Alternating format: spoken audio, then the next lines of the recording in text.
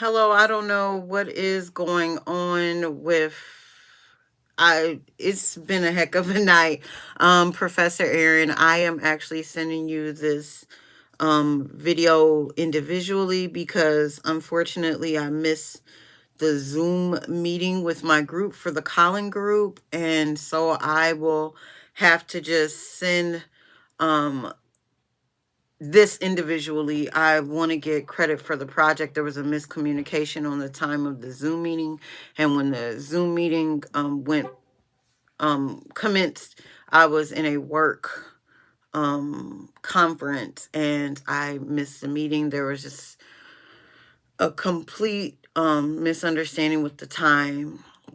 So I want to go over what my group went over in the Zoom meeting, and I'm just sending this to you individually. So I appreciate your understanding in advance, and my goal would be to just go through everything that they went over, the rubric that you sent, and talk about the lecture that I did watch in the article. So yes, I first want to just start. Let me actually look at the rubric. So it started with the in treatment case analysis, um using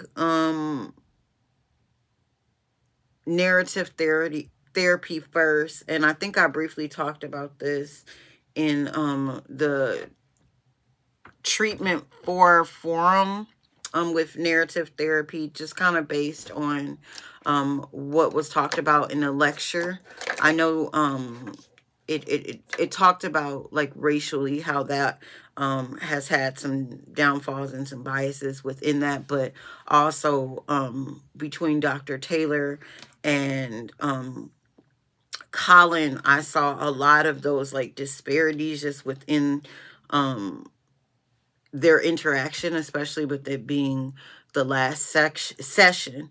And that kind of, uh, I would say, shine through with their last interaction in the episode.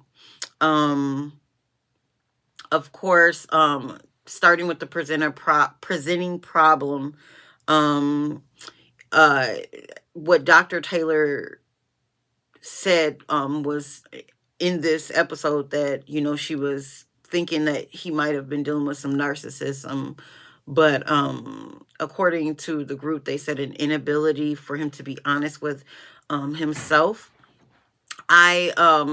This was kind of briefly touched on in episode 3, where Dr. Taylor said that Colin would make up stories almost, or narratives rather, in his head about what people thought about him. Because one thing that was very clear is that he had an over fixation with really getting people that he identified as people in high positions or upper echelon roles to like him and to believe this narrative that he had essentially given, and which they talked about in episode 4, was that a lot of the narratives that he gave were actually fictitious stories.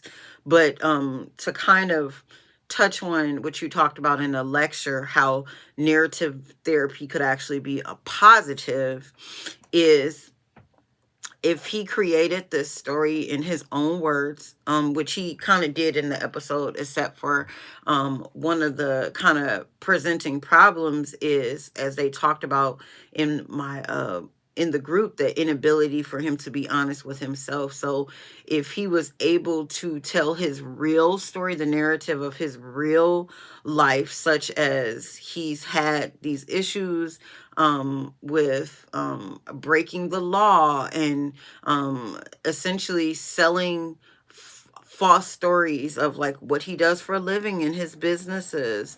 And briefly they kind of touched on his this relationship with his wife, and he spoke on how she wanted a baby, and they were the narrative that he told Dr. Taylor is they were unable to have a kid because essentially something was wrong with her, where the truth was that he had a vasectomy years ago in his 30s. So it wasn't even possible for him to procreate with his wife Hannah because he had this vasectomy. But that was kind of one of his narratives that he had, in a sense, sold to Dr. Taylor, that, somehow something was wrong with his wife, instead of truthfully, the reason why they weren't able to conceive a child is because he wasn't able to due to his vasectomy. But that was kind of something that Dr. Taylor touched on when it came to her almost accusing him of being a narcissist, him knowing the truth and essentially deciding that he would rather give this fictitious narrative of his life than tell the actual truth, not only to Dr. Taylor, but his wife. And it even correlated into, in the last session, his intention was to bring his wife, his ex-wife Hannah, to this session, where at the end of the episode, excuse me, I'm sorry, episode 3, he talked about that was something that was important to him, while that also was a fictitious narrative. Not that it was important to him, but that his ex-wife had already moved on based on this narrative that he gave her, that the reason why they divorced is because he became incarcerated. And instead of telling Dr. Taylor and his wife the actual truth about him doing some illegal things, which then caused him to become incarcerated, he rather tell this story as if his wife had changed, and the way she thought of him had changed based on the fact that the image she had of him, according to his how he told this narrative, was because he wasn't able to provide this strong, high ranking role in his wife's life anymore. So then she abandoned him, where the truth was that he lied about so many things based off this fictitious narrative that he gave, that um it's hard to know if his wife Hannah actually knew the actual truth, but based on what he told Dr. Taylor, there was this whole narrative that he gave as, and almost like, woe is me, that everyone is abandoning him because something is wrong with them, where in fact his dishonesty is what's causing the break in relationships for him. So the lack of accountability, blaming others for his own actions is like a really big thing. And I know you discussed in narrative theory, narrative therapy, the focus would be creating this narrative so it honestly,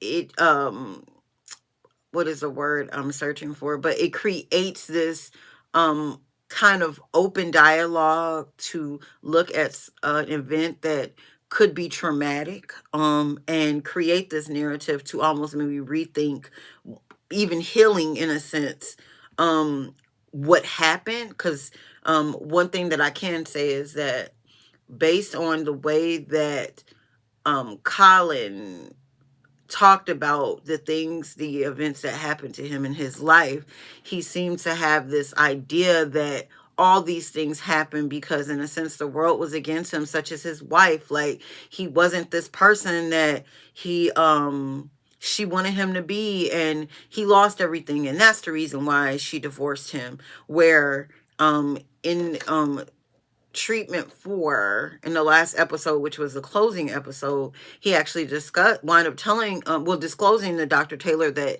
his ex-wife was now pregnant and had moved on in a relationship, where that was part of another narrative that, he came into the session sad and almost being hopeful that she would show up, where in a sense he knew that she wouldn't show up because he wrote an email to her So he says, but there was really no connection, and she might have not even had any idea that um she wasn't able to have a child with him because he had a vasectomy. I don't know if that was ever revealed, but that's something that was talked about. But again, this is part of the narrative that he created before becoming incarcerated.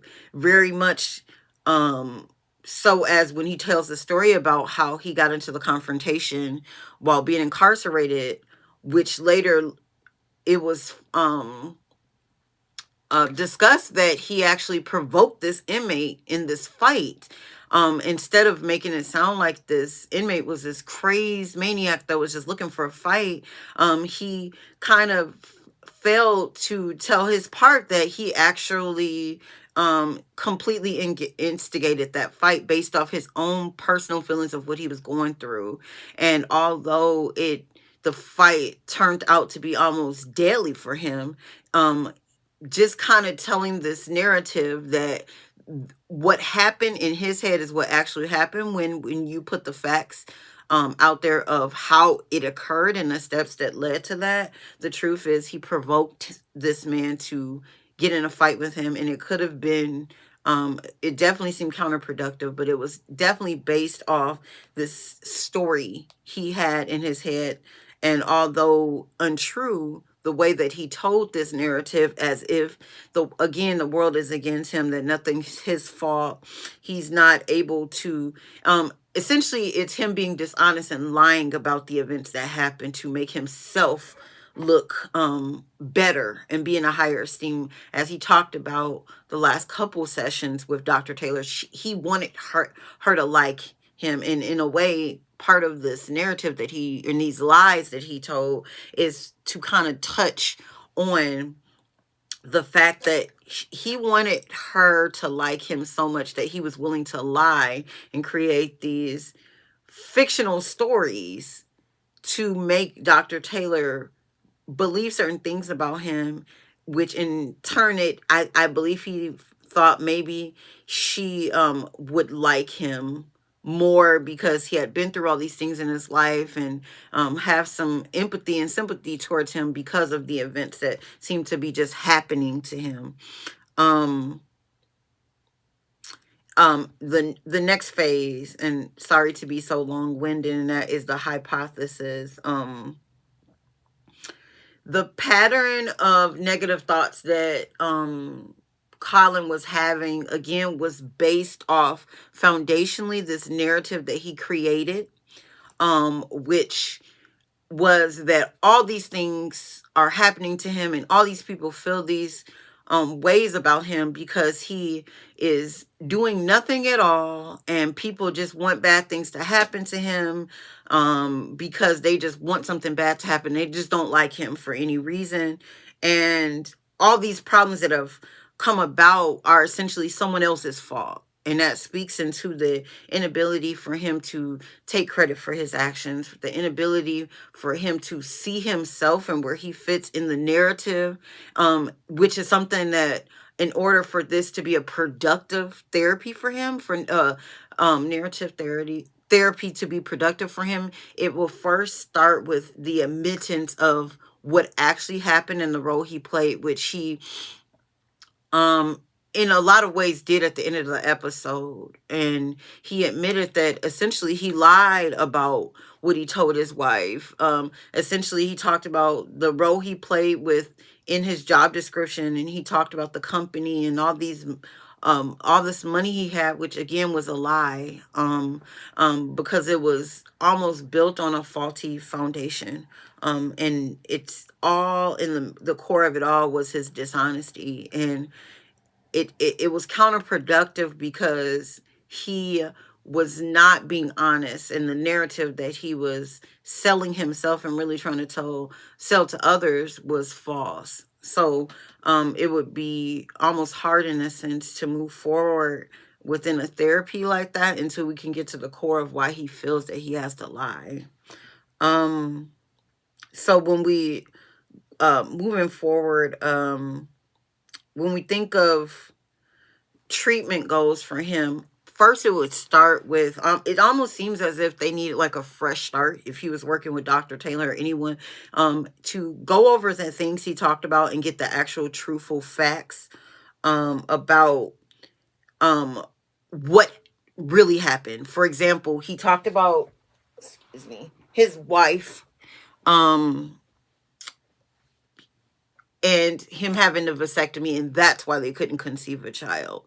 um Instead of having his wife believe that something was wrong, and I think that that's where the diagnosis of narcissism might have come from with Dr. Taylor, because in a way that he displayed a lot of narcissistic symptoms, because he was solely thinking about himself in the midst of it all, and how he was affected and not how others were affected, such as his wife, the mental anguish that she went through, that she couldn't conceive a child, although, you know, going to doctor's office and that wasn't confirmed that she couldn't have kids, but somehow she couldn't conceive children with Colin, and Colin allowing that to continue for so long, just as much as when he was arrested, instead of him being honest about what occurred, this narrative that he even told his wife at the time was that something was wrong and someone was setting him up and the world was against him, where he had actually done some illegal things, some in the business world, that then led to him being incarcerated. And although he briefly touched on it and was able to be somewhat honest about some things, he still was selling this narrative as if people were doing things, such as the person that wrote the article about him. Although there was grounds for her to write this article, and this is someone he did not know, and she had no basis. It sounded like she was just essentially just writing a blog. It turned into that this is his enemy and she's intentionally doing that, and that's still based off this narrative of him being dishonest about what he's doing, what he's going through. And so to even, before we can even discuss treatment goals, that would have to happen first. And he would have to honestly have some autonomy for himself to say, hey, admitting that he lied about those things, admitting that he in fact lied about a lot of things, that in a lot of traumatic events that occurred in his life, and the core of it is based off the fictional stories that he told. And he in order for Dr. Taylor or any therapist to really come up with treatment goals that will be effective for him, it would have to start on the basis of honesty, which also goes into the working alliance. Like, in order for there to be a healthy work alliance, there has to be trust. That's like the number one thing. And not just so much trust from the therapist to him, but also him being honest with this therapist. And it's a different story if you didn't feel aligned or you didn't feel comfortable, but it sounds like the basis of all these therapy sessions, although there were truthful moments, were based off the stories that he kind of shared with Dr. Taylor and this narrative that he put out there. So also it would be important for Colin to be more empathetic to others and how his actions have affected the people around him. The example of that would be his wife. The anguish that she went through, not knowing that this man that she married actually had a vasectomy, and he even kind of spoke on that with, you know, she tried holistic medicine and all these things, where he was kind of sitting there knowing this whole time that he could not conceive a child. And although he tried to tell Dr. Taylor that this was based off the fact that he didn't want kids, he didn't share that with his wife. He just went through life with her, believing that something was wrong with her. And it was honestly part of him not wanting to face the truth that he had lied. So that was one of the things that are like important. So in my group, they talked about identifying the problem stories and taking responsibility. And it's like, to speak to that, I kind of went touched on that a little bit, but also him, once the truth is told, I think him identifying his part within the events that happened would be the first start. So it's almost like retelling the story, retelling the narrative, would be a good treatment goal for him, so that we can see the part that he actually played and kind of move on from there. Um, Next we'll talk about like interventions. Him telling the story in a sense that once he is truthful, him then sharing the narrative of the actual traumas, because I think it's very clear that Colin went through some traumatic events, just based off the things that has happened to him, and what was shared, that, and being able to differentiate between what was truthful and what was this fictitious narrative. So I think that that's the first part. And in the story, being able to um him take onus on the part that he plays within the story, while also retelling the narrative so that it is healing for him, so that we can get to the core things of what he's dealing with. um as I spoke on that in my group as well, like the inability for him to be honest with himself is one of his presenting problem. Like overall, the lying, the fictitious, um outlandish stories, things of that nature. It's just hard to know what to work on when, a client is not being honest. Um and also I think it's important for him to, I think one thing that was very obvious that he talked about with Dr. Taylor is that this um divorce, this negative outcome with his marriage has affected him emotionally and mentally, because it it almost puts, he's forced to reflect on the part that he not only played in his marriage, but the fact that she has moved on. And one of the narratives that he told, such as the inability for her to have children, that was proven to be false. So even him having to deal with that, where she's pregnant, and even within that narrative, I think he used this idea of this man having magic sex, where in fact this man was able to conceive a child with him, because he didn't, with Hannah, because he most likely did not have he didn't have a vasectomy. And maybe that same thing could have happened between him and Hannah if he would have been honest with her. And the outcome of their marriage may have been different. Although he tells this narrative that because he went to prison and that's why the marriage ended, it was, and then with him also saying that he revealed this to Hannah once she served him divorce papers, it was almost like the point of him doing that was to hurt Hannah. It was to um almost leave this narrative that okay, you hurt me, so I'm going to hurt you. And I'm going to cut this video short and move into the next one.